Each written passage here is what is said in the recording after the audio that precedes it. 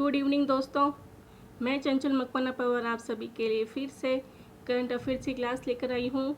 आज 21 मई 2020 है दोस्तों। स्वागत है आप सभी का गणेश स्टडी कंसेप्ट में। आज हमारे पॉलिटी के गुरु सुरेंद्र जी सर का जन्मदिन है और उन्हें मैं अपने दिल से शुभकामनाएं प्रेषित करूँगी। Happy birthday to you Surendra ji sir. जो अपने कदमों की काबिलियत पर विश्वास रखते हैं वही अक्सर मंजिल पर पहुंचते हैं। ये आपके लिए है। आज आगे बढ़ते हैं हम लोग। पहला सवाल है मेरा आपसे, निम्नलिखित में से किस देश ने ओडिशा और पश्चिम बंगाल से टकराने वाले चक्रवात का नाम अम्फान रखा है? दोस्तों, ये बहुत ही बड़ी आपदा आ चुकी है हमारे यहाँ पर। तो ए भारत ने, बी थाईलैंड ने, सी मलेशिया और डी श्रीलंका। इसका आंसर है दोस्तों थाईलैंड। ओडिशा और पश्चिम बंगाल से टकराने वाले चक्रवात का नाम अम्फान थाईलैंड ने रखा है। इस चक्रवात का नाम अम्फान थाईलैंड ने 16 साल पहले रखा था। यह चक्रवात 1999 में ओडिशा के चक्रवात के बाद से बंगाल की खाड़ी में आने वाला पहला उष्णकटिबंधीय चक्रवात है। दूसरा सवाल है दोस्तों मेरा आपसे, निम्नलिखित में से विश्व स्वास्थ्य संगठन WHO के कार्यकारी बोर्ड के अध्यक्ष के रूप में किसे चुना गया है? Doctor Harshvardhan, doctor Poonam Khetrapal, doctor Balram Bhargava और डी इनमें से कोई नहीं। सोचिए क्या आंसर होगा। तो इसका आंसर होगा डॉक्टर हर्षवर्धन। केंद्रीय स्वास्थ्य मंत्री हर्षवर्धन को विश्व स्वास्थ्य संगठन WHO के कार्यकारी बोर्ड के अध्यक्ष के रूप में चुना गया है। यह 22 मई को जापान के डॉक्टर हिरोकी नटकानी के उत्तराधिकारी का पदभार संभालेंगे। WHO के कार्यकारी बोर्ड में वर्तमान में 34 सदस्य हैं। तीसरा सवाल दोस्तों, उत्तर प्रदेश के जेवर में नोएडा अंतर्राष्ट्रीय एयरपोर्ट को बनाने के लिए निम्नलिखित में से किस देश की कंपनी को केंद्रीय गृह मंत्रालय ने स्वीकृति दे दी है? तो स्विट्जरलैंड, फ्रांस, अमेरिका और जर्मनी। तो दोस्तों इसका जवाब होगा स्विट्जरलैंड। केंद्रीय गृह मंत्रालय ने जेवन में नोएडा इंटरनेशनल एयरपोर्ट को विकसित करने के लिए Swiss firm Zurich airport international AG को सुरक्षा मंजूरी दी है। 5000 हेक्टेयर में फैले इस पूरे प्रोजेक्ट पर 29,000 करोड़ रुपए खर्च होंगे। यह दिल्ली के इंदिरा गांधी अंतर्राष्ट्रीय हवाई अड्डे और गाजियाबाद के हिडन हवाई अड्डे के बाद राष्ट्रीय राजधानी क्षेत्र में तीसरा हवाई अड्डा है। चौथा सवाल दोस्तों, किस राज्य की दिबांग घाटी में प्रस्तावित 3097 मेगावाट की एटालिन जल विद्युत परियोजना की वजह से जैव विविधता पर पड़ने वाले प्रभाव को केवल पर्यावरण कार्यकर्ता इस परियोजना को रद्द करने की मांग कर रहे हैं? ए अरुणाचल प्रदेश, बी उत्तर प्रदेश, सी हिमाचल प्रदेश और डी झारखंड। दोस्तों इसका जवाब होगा अरुणाचल प्रदेश। पर्यावरण कार्यकर्ताओं ने वन सलाहकार समिति के अध्यक्ष और सदस्यों को एक पत्र के माध्यम से अवगत किया है कि क्यों एटालिन जल विद्युत परियोजना को रद्द किया जाना चाहिए। एटालिन जल विद्युत परियोजना का मंजूरी देते समय वन संरक्षण और संबंधित कानूनी सिद्धांतों की अनदेखी की गई है। यह परियोजना हिमालय के सबसे समृद्ध जैव भौगोलिक क्षेत्र के अंतर्गत आती है तथा यह पूरा पाषाणकालीन इंडो चाइनीज और इंडो मलयन जैव भौगोलिकी क्षेत्रों के संधि स्थल पर स्थित होगी। पांचवा सवाल दोस्तों, हाल ही में निम्न में से किस बैंक ने वीडियो के जरिए KYC स्वीकार करने वाला देश का पहला बैंक बन गया है? तो ए बैंक ऑफ बड़ौदा, बी देना बैंक, सी कोटक महिंद्रा बैंक और डी ICICI बैंक। दोस्तों यह है Kotak Mahindra bank. Corona virus संकट को देखते हुए प्राइवेट सेक्टर के कोटक महिंद्रा बैंक ग्राहकों को KYC के लिए अपनी तरह का एक नया प्रयोग कर रहा है।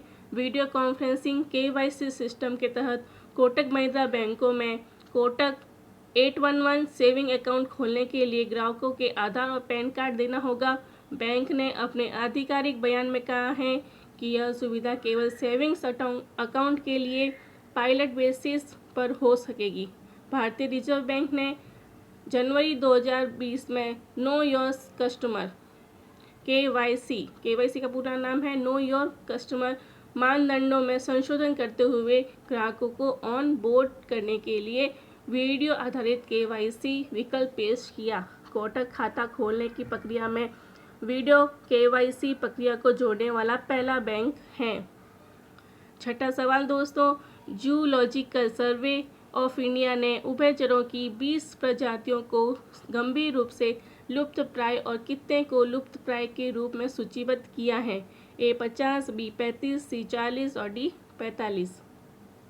दोस्तों आंसर है 35।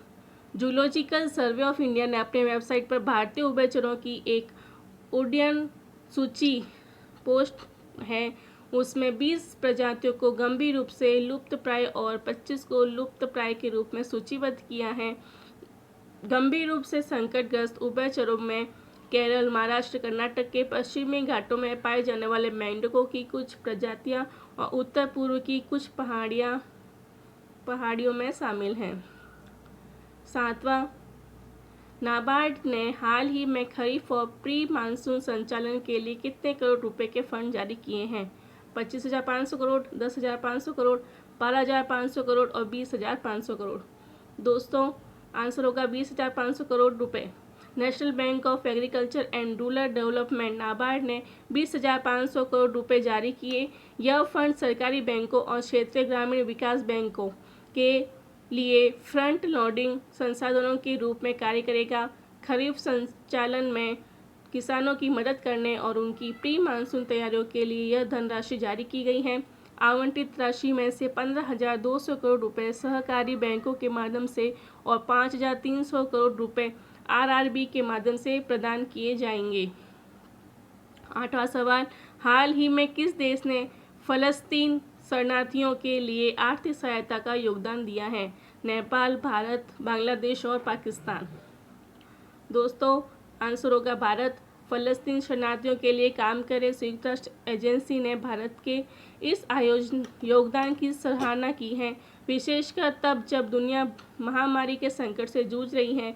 भारत सरकार ने संयुक्त राष्ट्र relief fund work agency UNRWA को $2 मिलियन की सहायता मुहैया कराई है। फलस्तीन शरणार्थियों के कल्याण के लिए काम करने वाली संयुक्त राष्ट्र की यह एजेंसी को यह योगदान भारत सरकार ने शिक्षा और स्वास्थ्य सहित मुख्य कार्यक्रमों और सेवाओं के लिए संयुक्त राष्ट्र राहत और निर्माण एजेंसी को दिया।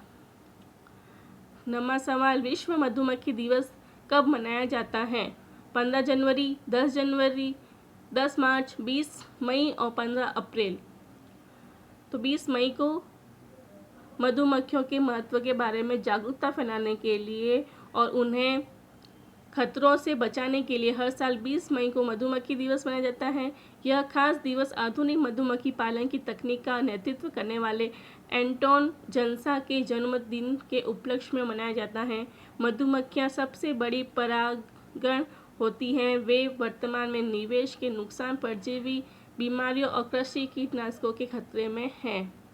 10वां सवाल दोस्तों, आखिरी सवाल है, किस राज्य से गुजरने वाले प्रवासी श्रमिकों के लिए चरण पादुका अभियान शुरू किया गया है?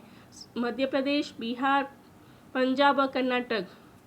सोचिए दोस्तों, ये मध्य प्रदेश है। मध्य प्रदेश द्वारा राज्य में पैदल चल रहे प्रवासी मजदूरों के लिए चरण पादुका नामक अभियान शुरू किया गया। इस अभियान के अंतर्गत नंगे पांव जा रहे मजदूरों को जूते और चप्पल दिए जाएंगे ताकि उनके दर्द को कुछ कम किया जा सके। चरण पादुका अभियान मध्य प्रदेश पुलिस द्वारा चलाया जा रहा है। चप्पल प्रदान करने प्रवासी श्रमिकों की सहायता की जा रही है।